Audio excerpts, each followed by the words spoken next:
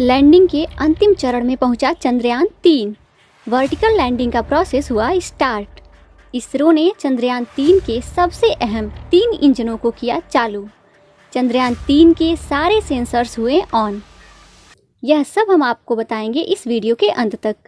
लेकिन दोस्तों, इस वीडियो में आगे बढ़ने से पहले हम आपसे अनुरोध करते हैं कि अगर आप एक सच्चे देशभक्त हैं और चाहते हैं कि चंद्रयान-3 मिशन सक्सेसफुल हो, तो इस वीडियो को एक लाइक ज़रूर करें और कमेंट बॉक्स में जय हिंद ज़रूर लिखें।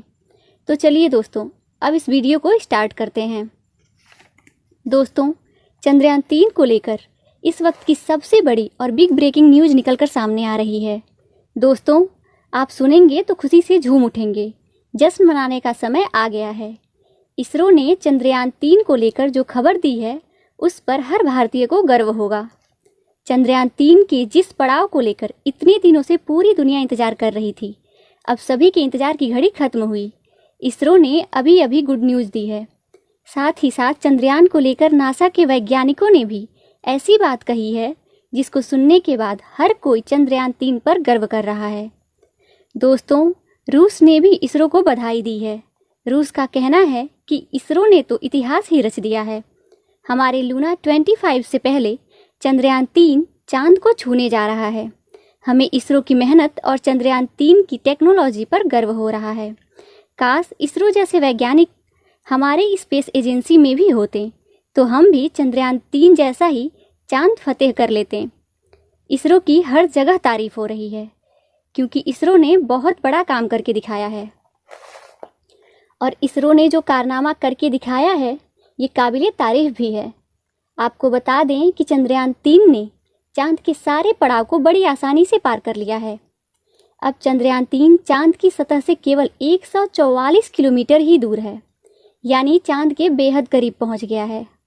चंद्रयान-3 के इस जगह पर पहुंचते ही इसरो के वैज्ञानिकों ने बहुत बड़ा काम कर दिया है, जिसको सुनने के बाद पूरी दुनिया में खलबली मच गई है। आपको बता दें कि इसरो के वैज्ञानिकों ने चंद्रयान-3 का लैंडिंग प्रोसीजर पूरी तरह से शुरू कर दिया है। इस बात को लेकर इसरो के वैज्ञानिकों में भी बहुत बड़ी खुशी देखी जा रही है। इसरो के वैज्ञानिक बहुत खुश हैं, क्योंकि दोस्तों, उनकी 4 साल की मेहनत का ये नतीजा है, जिसे इसरो ने 4 साल की कड़ी मेहनत और लगन से पूरा किया है। और आज वो वक्त आ गया है जब चंद्रयान-3 भारत का भविष्य लिखने जा रहा है।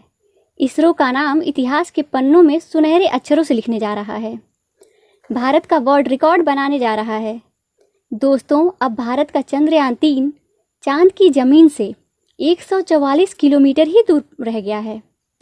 अब सवाल यह उठता है कि आगे इसरो क्या करने वाला है।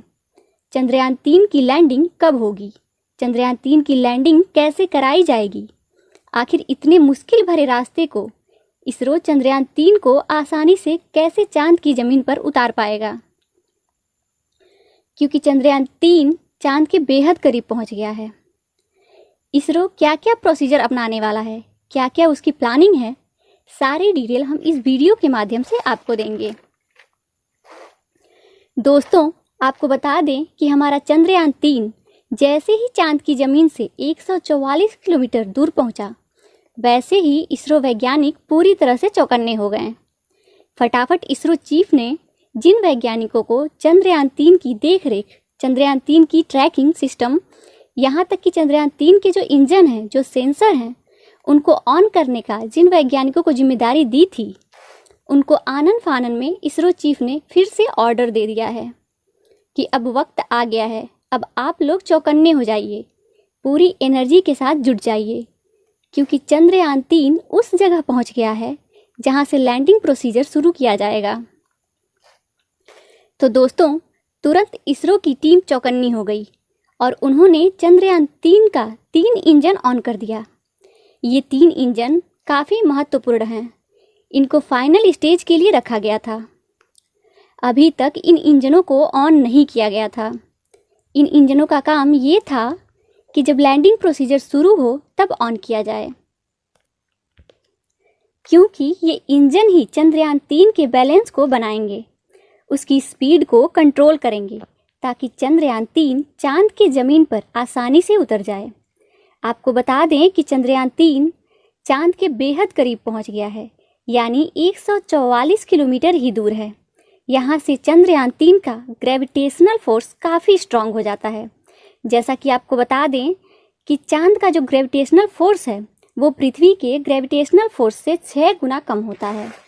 यानी पृथ्वी का जो ग्रेविटेशनल फोर्स है वो ज़्यादा स्ट्रांग है और जो चांद का ग्रेविटेशनल फोर्स है वो कम स्ट्रांग है। इसलिए कोई भारी ऑब्जेक्ट अगर डायरेक्टली वर्टिकल डायरेक्शन में चांद की ओर मूव करती हुई अगर आ रही है तो उसकी स्पीड बहुत ज़्यादा बढ़ जाती है, क्योंकि यहाँ पर फ्रिक्शन काम नहीं करता है। इसलिए उसकी स्पीड को कंट्रोल करना बहुत बड़ा टास्क है।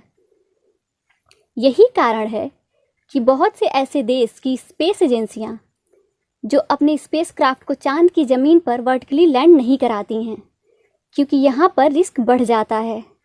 अब आपके मन में यह सवाल उठ रहा होगा कि आखिर इसरो ऐसा क्यों कर रहा है। इसरो को भी हॉरिजॉन्टल लैंडिंग करवाना चाहिए था। तो दोस्तों, इसके पीछे का कारण ये है कि इसरो चंद्रयान 3 को जल्दी चांद की ज़मीन पर पहुंचाना चाहता है, क्योंकि उसके पीछे लूना 25 लगा हुआ है। अगर इसरो ने थोड़ा सा भी देर किया तो लूना 25 चंद्रयान 3 से पहले चांद पर पहुंच जाएगा। इसलिए इसरो वैज्ञानिकों ने प्लान बनाया है कि हम चंद्रयान 3 को वर्टिकल लैंड कराएंगे। और चंद्रयान 3 के पास बेहद स्ट्रॉन्ग इंजन है, सेंसर्स हैं, रडार हैं, इसलिए किसी भी प्रकार की कोई दिक्कत नहीं होगी। हम आसानी से चंद्रयान 3 का वर्टिकल लैंडिंग करा लेंगे। इसलिए दोस्तों, इसरो के वैज्ञानिक इस नतीजे पर पहुंचे हैं कि अब हम चंद्रयान 3 का लैंडिंग प्रोसीजर ऑन कर देते हैं। वर्टिकल लैंडिंग प्रोसीजर में एक दिक्कत और आती है कि चंद्रयान 3 के हर एंगल को कैप्चर नहीं किया जा सकता है। इसरो का जो ऑर्बिटर है, चंद्रयान 2 का जो ऑर्बिटर है, वो चंद्रयान 3 के हर एंगल को कैप्चर कर रहा है, उसकी तस्वीर खींच रहा है और इसरो को भेज रहा है। वहीं नासा भी लगा हुआ है। नासा के भी रेडियो टेलीस्कोप और उसके जो सैटेलाइट हैं चंद्रयान 3 पर लगातार नज़र बनाए हुए हैं। लेकिन जब वर्टिकल चंद्रयान 3 की लैंडिंग कराई जाएगी तो दोस्तों, आगे का हिस्सा तो कैप्चर हो जाएगा, लेकिन चांद की तरफ जो एंगल होगा उस पर कैमरे की नज़र नहीं पड़ पाएगी। इसलिए ये हार्ड लैंडिंग मानी जा रही है। इसरो के वैज्ञानिकों को बहुत सावधानी बरतनी होगी। और एक तरफ नासा का यह भी कहना है कि इसरो चांद के उस पड़ाव पर पहुंच गया है जहां से अगर इसरो चाहे तो 2 घंटे में चंद्रयान 3 को चांद पर उतार सकता है। इसरो जो प्रोसेस अपना रहा है, इस प्रोसेस से चाहे तो फटाफट चंद्रयान 3 को चांद की ज़मीन पर उतार सकता है। दोस्तों, वर्टिकल प्रोसेस से किसी भी स्पेसक्राफ्ट को चांद की ज़मीन पर उतारा जा सकता है। हॉरिजॉन्टल प्रोसेस में समय ज़्यादा लगता है लेकिन रिस्क कम होता है, लेकिन वर्टिकल में रिस्क ज़्यादा होता है। लेकिन इस समय इसरो के पास कोई और चांस नहीं है, क्योंकि अब इसरो अपने प्लान बी पर चल रहा है। प्लान बी के तहत ही ये सारी चीज़ें की जा रही हैं। अब दोस्तों, इसरो के वैज्ञानिक नासा से मदद ले रहे हैं, क्योंकि नासा के बहुत सारे स्पेसक्राफ्ट अभी भी चांद की ज़मीन पर मौजूद हैं, जिंदा भी हैं। अब चांद की तरफ चंद्रयान 3 का जो हिस्सा होगा उसको कैप्चर करने के लिए इसरो वैज्ञानिक नासा के स्पेसक्राफ्ट की मदद लेंगे, उसके कैमरे की मदद लेंगे।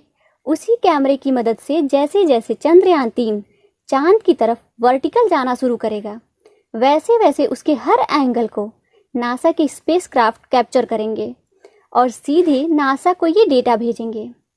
उसके साथ इसरो नासा के कांटेक्ट में रहेगा और नासा उसे पल पल की जानकारी देता रहेगा। ऐसे करके चंद्रयान 3 को चांद की ज़मीन पर आसानी से उतार लिया जाएगा।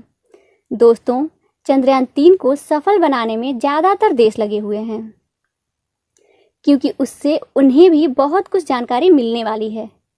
तो दोस्तों, अब हम इस वीडियो को यहीं पर ख़त्म करते हैं और जैसे जैसे हमें आगे जानकारी मिलती रहेगी हम आप तक उस जानकारी को पहुंचाते रहेंगे। दोस्तों, अगर आपको ये वीडियो अच्छी लगी हो तो वीडियो को एक लाइक ज़रूर करें और हमारे चैनल को सब्सक्राइब करें। धन्यवाद दोस्तों।